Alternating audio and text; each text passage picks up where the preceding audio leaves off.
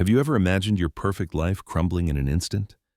Dive into this gripping tale of twists and turns and share your thoughts in the comments below. Alex Thompson stood by the large glass window in his corner office, gazing at the New York skyline shimmering under the late afternoon sun. At 42, he commanded respect and fear in equal measure.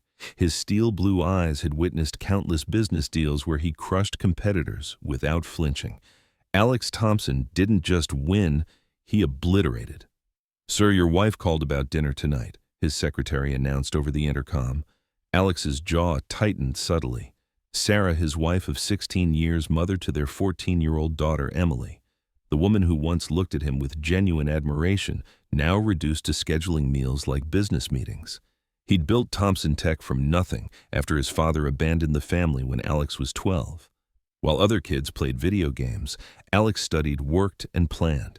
By 25, he owned 3 successful software companies. By 30, his net worth hit $50 million. By 35, he'd married Sarah Wilson, a stunning brunette from a middle-class family who seemed impressed by his achievements. The early years were good. Sarah had been supportive even during Alex's obsessive pursuit of wealth with 18-hour workdays. They had Emily, bought the mansion in Manhattan, and lived the American dream. But success bred complacency, and complacency bred betrayal. Alex's phone buzzed. A text from his business partner Brian Hayes. "Emergency meeting tomorrow. Need to discuss the Johnson contract." Brian, tall and charming with a smile that made women blush and men trust him. Alex had met him 5 years ago when Brian's struggling consulting firm needed a bailout. Alex saw potential and made Brian his partner, giving him 4% of the expanded business. That evening, Alex arrived home to find Sarah in the kitchen wearing a black dress that hugged her curves too perfectly for a casual dinner at home. "You look amazing," he said, kissing her cheek. She stiffened slightly at his touch. "Thanks. How was your day?" Her voice carried a forced cheer that grated on his nerves. "Productive.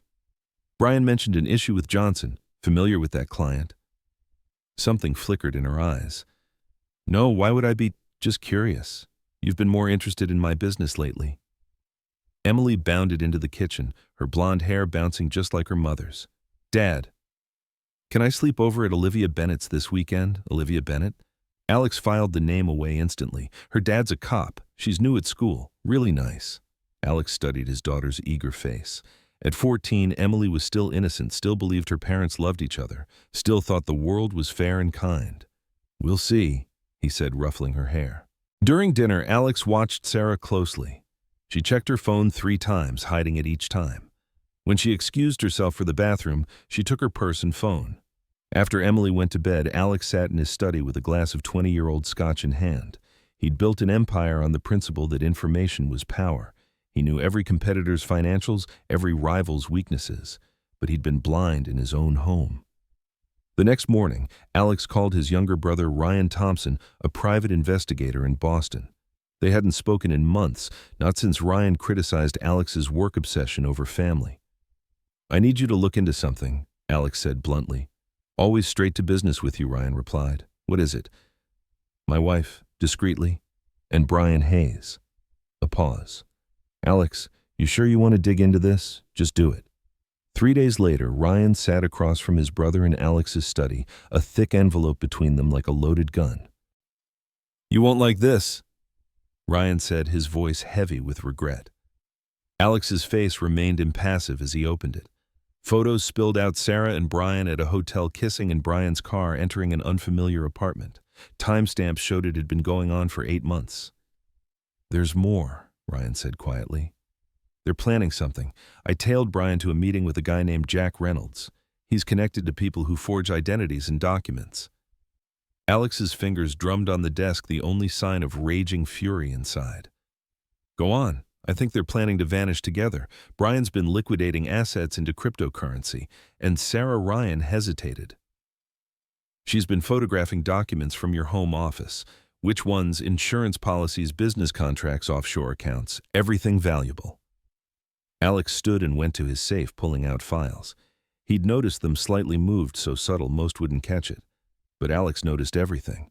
With Brian's partnership access and what Sarah's feeding him, how much could he get? Potentially everything.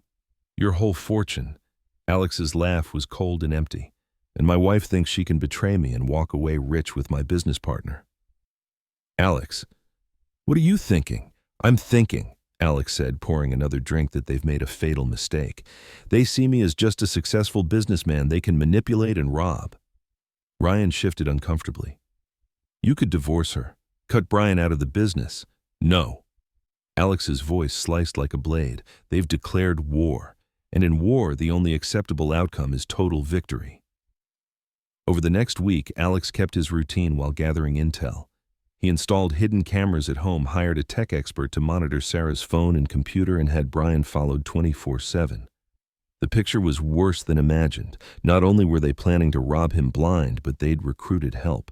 David Miller, Alex's accountant for 6 years, was in on it, helping Brian hide assets and prepare their escape. The plan was elegantly simple. Sarah would fake her death in a car crash. The insurance payout would be huge, and with Alex grief-stricken, Brian would transfer business assets offshore.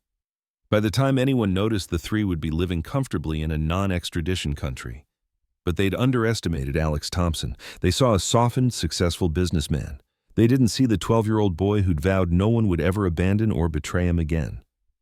Alex's plan formed not just to stop them, but to destroy them utterly, making their betrayal a lesson for anyone who might cross him. Alex's first move was contacting Laura Bennett, a former military police officer turned private security consultant, petite, blonde, and deceptively innocent-looking, perfect for his needs. I need someone who can play dead convincingly, he told her at a downtown cafe meeting. Laura raised an eyebrow. Unusual request, Mr. Thompson. I'll pay $50,000 for 1 day's work. I'm listening. Alex explained a carefully edited version. His wife planned to fake her death to steal his money, and he wanted to turn the tables. So you want me to pose as your wife's body? Exactly. You'll be the car crash victim. A medical examiner who owes me will declare you dead. Meanwhile, my wife will be secured elsewhere alive, watching her plan crumble. Laura studied him. And then, she faces the consequences of her choices. Next, Alex manipulated his home security system. He had the surveillance modified so he could control recordings. He also built a secret basement room, soundproof, climate-controlled, comfortable for an extended stay. Brian played into Alex's hands, suggesting they speed up when he learned Alex planned to review partnerships end of month. The crash is set for this Friday, Brian told Sarah on a monitored call. Jack has it all arranged. You wreck the car. I stage the scene. You slip away. By the time they realize the body isn't yours, we'll be gone. But Alex had intercepted Jack Reynolds, offering double Brian's pay to switch sides. Now, Jack worked for Alex, ready for a very different plan. Friday morning dawned gray and rainy. Sarah kissed Alex goodbye, her lips ice cold on his cheek. See you tonight, she said, her final lie. Alex spent the day finalizing pieces. He had David Miller's office searched, finding embezzlement evidence to send the accountant to prison. He bugged Brian's apartment and monitored communications. At 4 p.m., the expected call came. It's done, Jack said. Your wife's car is wrapped around a tree on Highway 18, but don't worry, she never touched the wheel. Instead, Sarah Thompson was unconscious in Jack's van, drugged during what she thought was a final coordination meeting. She'd waken Alex's basement alive, but at his mercy. Meanwhile, Laura Bennett lay in Sarah's wrecked car, positioned to hide her face, awaiting police to declare Sarah Thompson dead. Alex Thompson smiled as he donned his most grief-stricken expression and headed home to play the devastated widower. The real show was about to begin.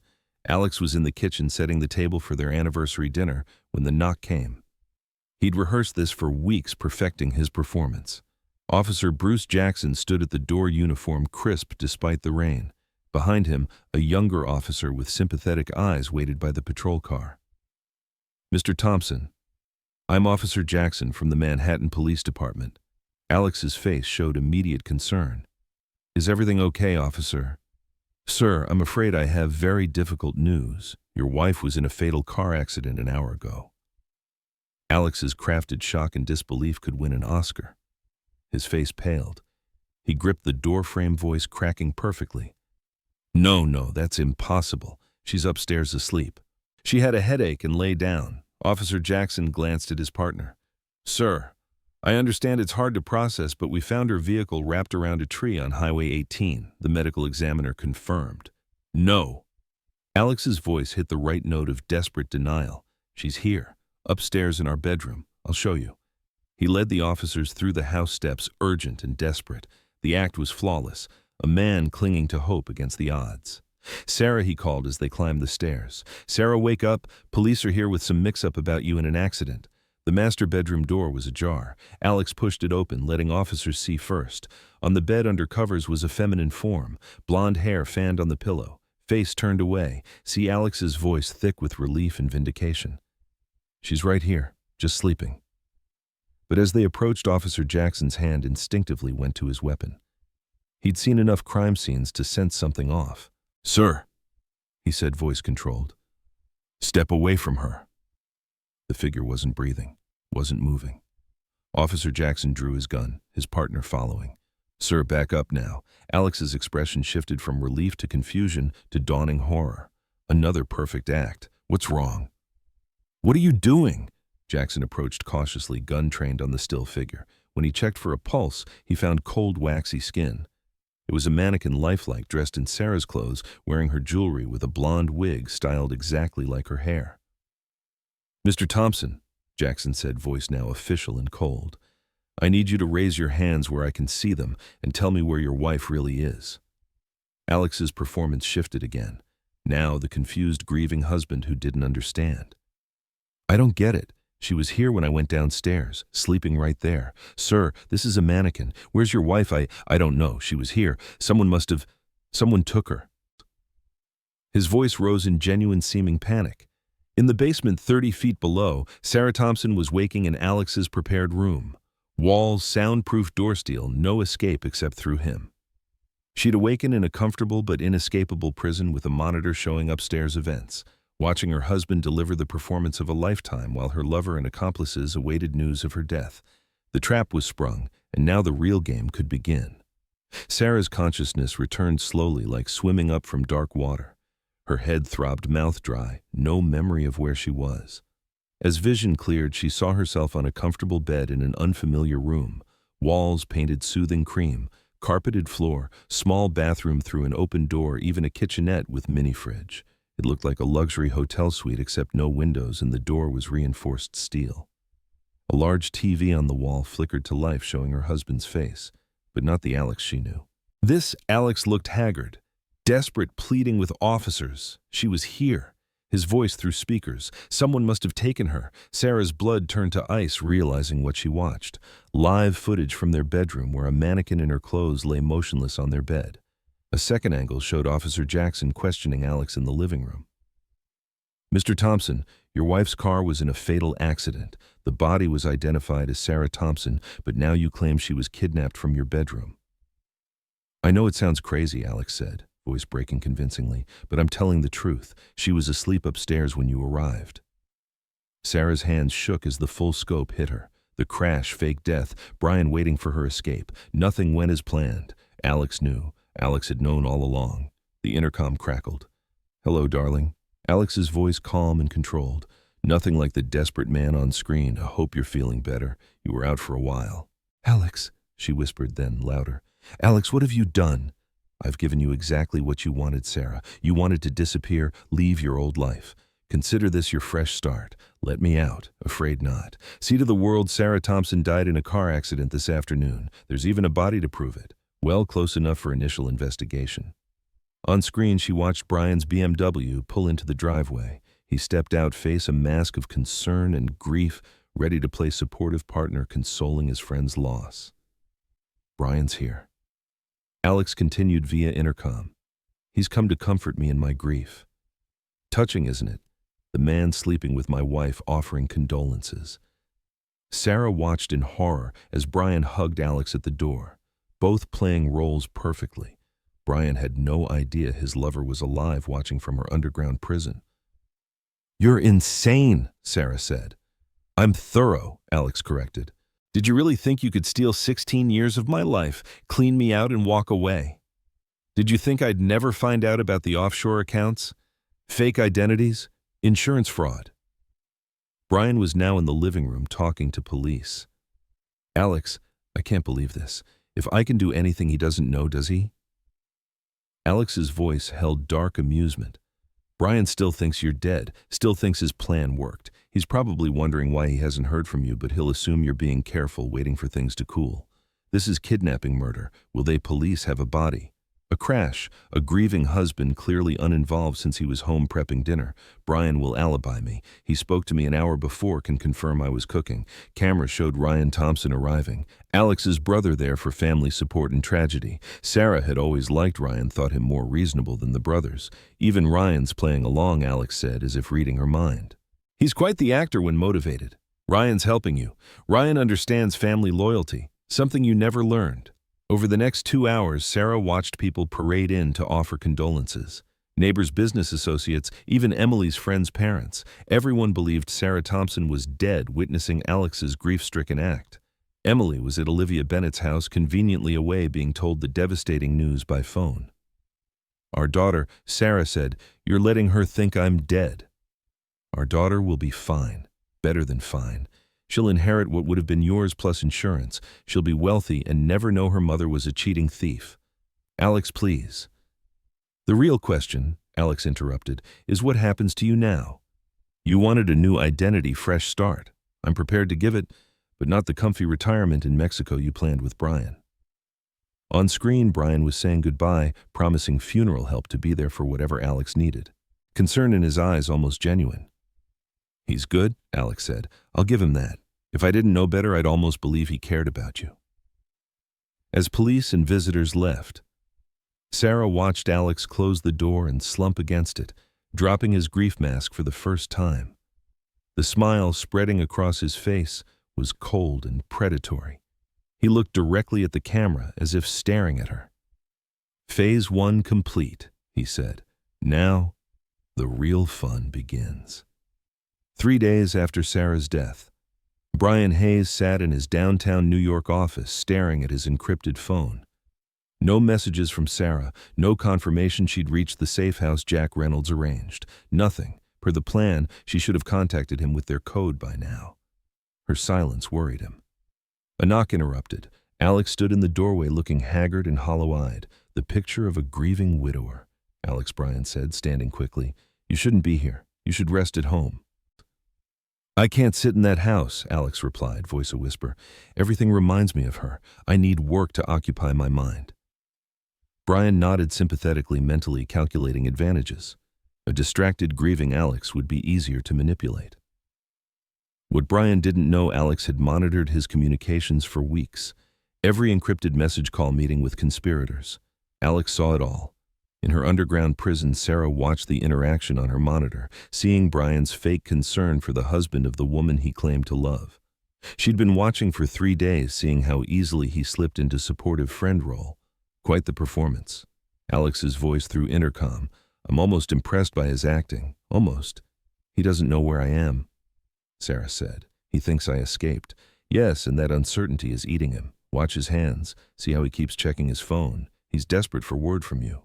On screen, Brian was fidgeting with his phone, glancing when he thought Alex wasn't looking. Alex, Brian said carefully, I know it's tough, but have you thought about the business? The Johnson contract needs attention, and some financial decisions can't wait. I trust you to handle it, Alex said.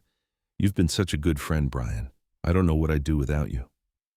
Brian's smile was warm and genuine, or seemed so to anyone unaware of what Alex knew.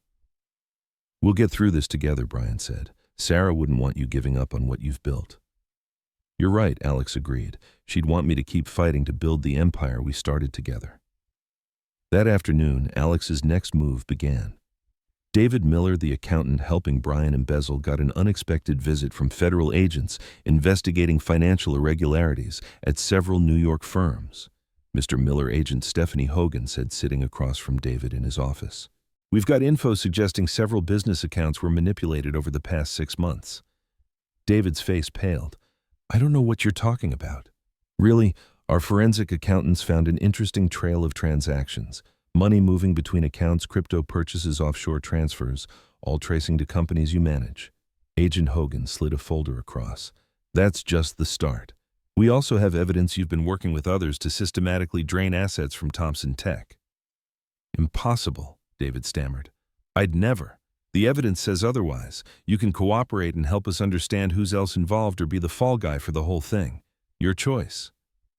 What David didn't know, Stephanie Hogan wasn't a real federal agent. She was another actor Alex hired, and the evidence was crafted to look authentic while proving nothing illegal on Alex's part. But the psychological pressure worked. Within an hour, David was ready to confess, implicating Brian Hayes as the embezzlement mastermind. In her prison, Sarah watched security footage of David's breakdown with growing horror. "You're framing them," she said. "I'm exposing their true nature," Alex corrected. "David was stealing from me. Brian planned to steal millions. I'm just accelerating the timeline. They'll figure out those aren't real agents. Will they?" By the time anyone verifies Agent Hogan's credentials, David will have confessed to multiple felonies, and Brian will be so busy covering tracks he won't notice the trap closing. That evening, Brian got a panicked call from David. "They know everything. The feds have evidence on the accounts transfers. I think someone tipped them." Brian's blood ran cold. "What did you tell them?" "Nothing yet, but they're back tomorrow with a warrant. Brian, if they trace this to you." "Calm down," Brian said, though he was anything but. "Let me think." But thinking was what Alex wanted Brian to do. Every moment Brian worried about the investigation was one less trying to contact Sarah or wondering why their plan went silent. On her monitor, Sarah watched Brian pace his apartment like a caged animal, frantically calling lawyers and checking escape routes. "He's abandoning you," Alex observed. "The moment he thinks he might get caught, any thought of rescuing you vanishes. That's the man you threw away 16 years of marriage for." "Stop it. Look at him, Sarah. Really look. He's not trying to find you, not worried about your safety, only saving himself." As if to prove Alex's point, Brian's next call was to Jack Reynolds, not to ask about Sarah, but demanding a new identity for himself, wanting to disappear immediately. "My wife is dead," Sarah whispered, watching the man she'd risked everything for abandon her without a thought. "No," Alex said softly. "Sarah Thompson is dead.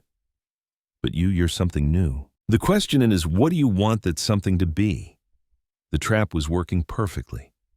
Brian was panicking, making mistakes, burning bridges in his desperate escape attempt. Soon, Alex would trigger the final phase of his revenge, the one destroying not just Brian's life, but everything he'd hoped to build on the ruins of Alex's marriage.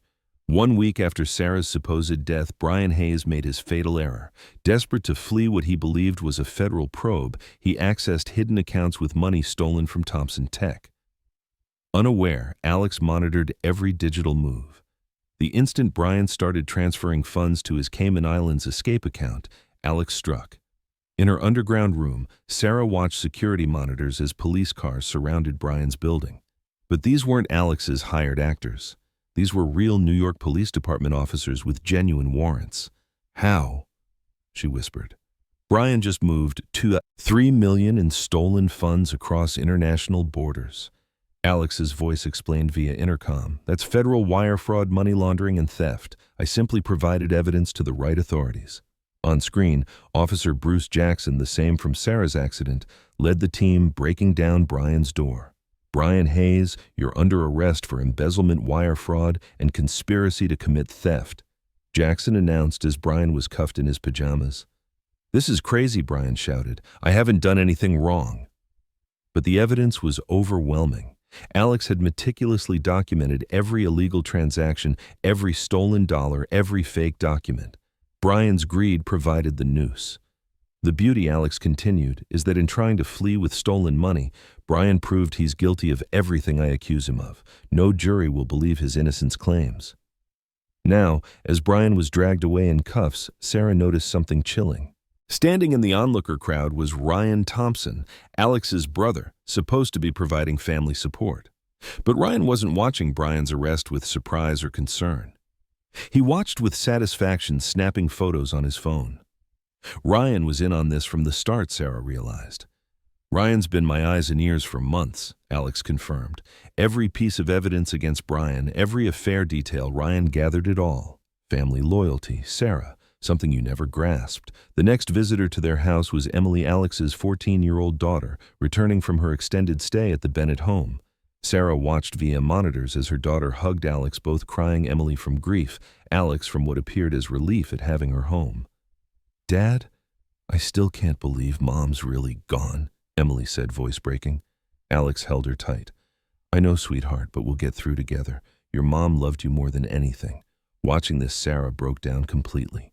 Her daughter in agony, believing her mother dead while Alex comforted with lies. The cruelty was staggering. "Let me see her," Sarah pleaded through the intercom. "Please, Alex, let me see Emily." Emily's mourning her mother.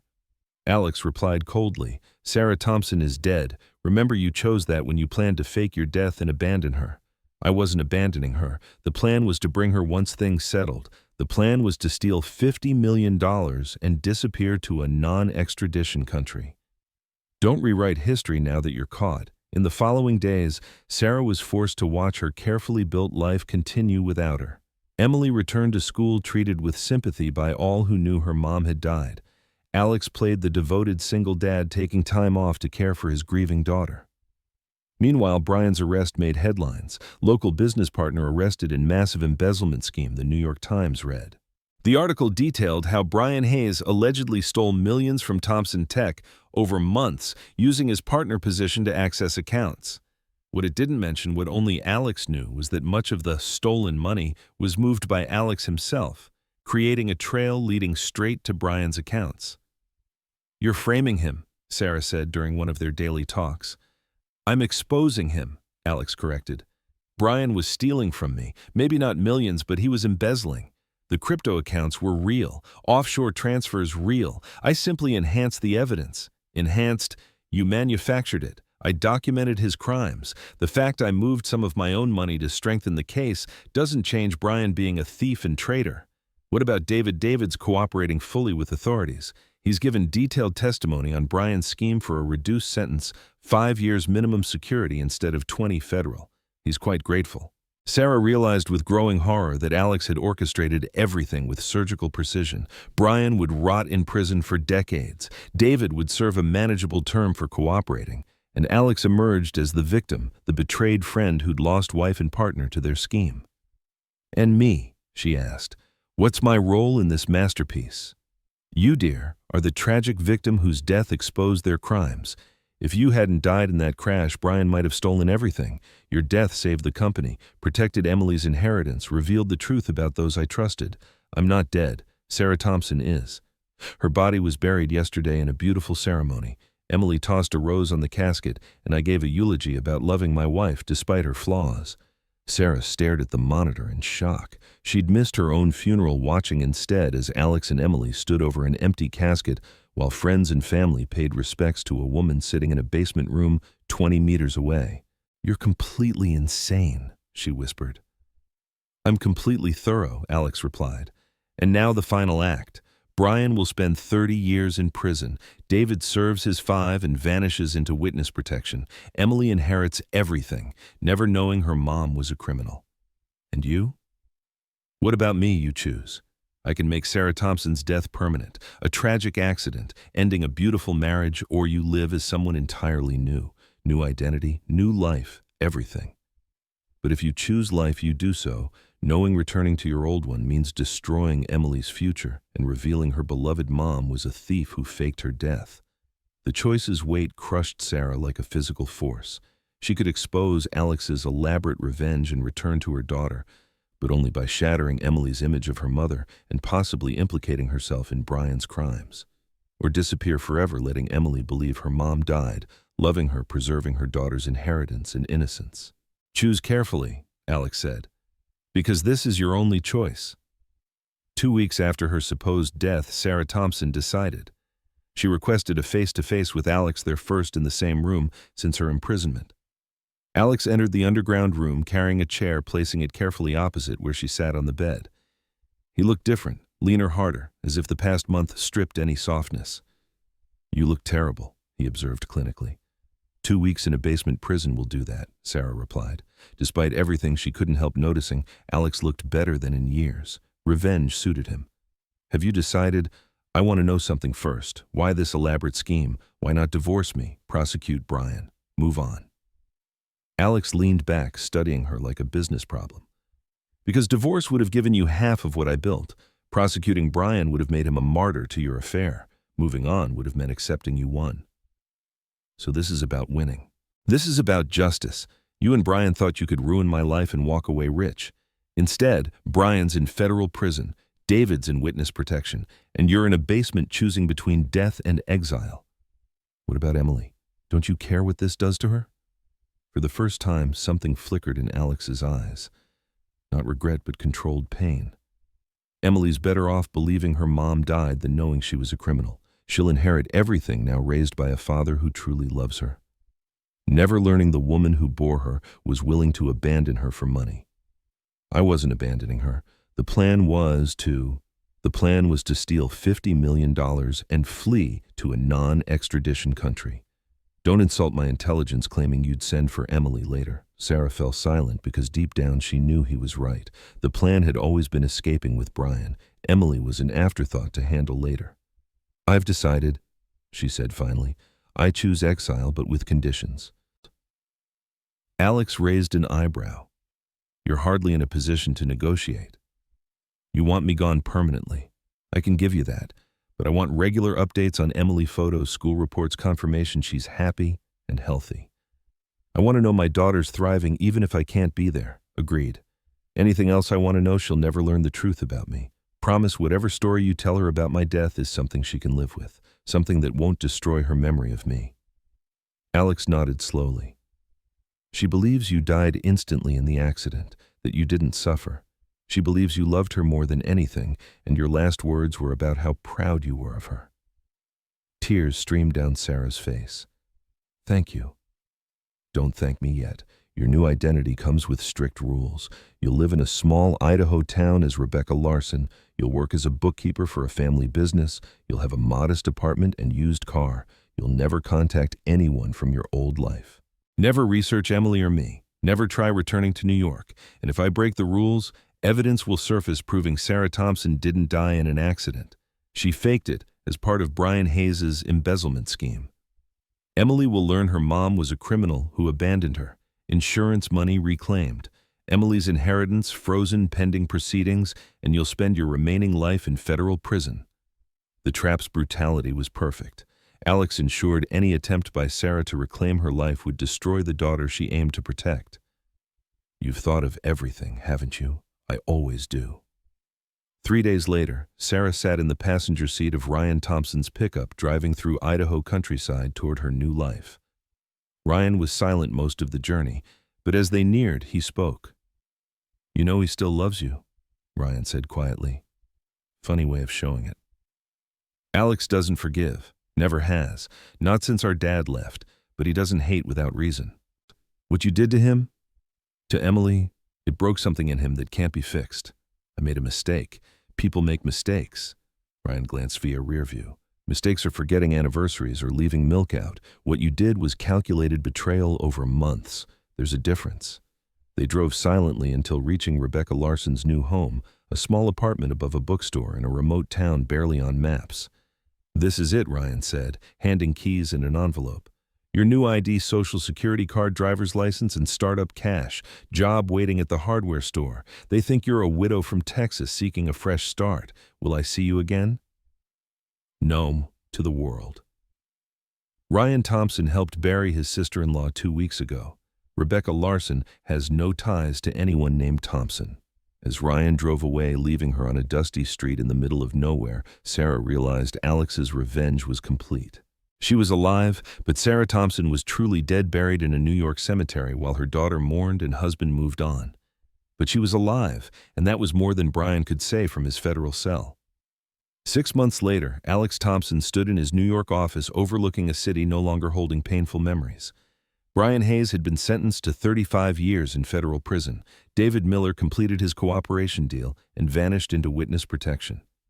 The insurance company paid Sarah's life policy without question. Thompson Tech was more profitable than ever, having absorbed Brian's share and eliminated the ongoing theft, draining funds for months. Alex's net worth had actually grown since his wife's death. Emily was thriving. At 15, she'd grown into a confident, smart young woman who spoke of her mother with love, but without the crushing grief of the early months. She was getting straight A's, accepted into a summer program for gifted students, and seemed genuinely happy.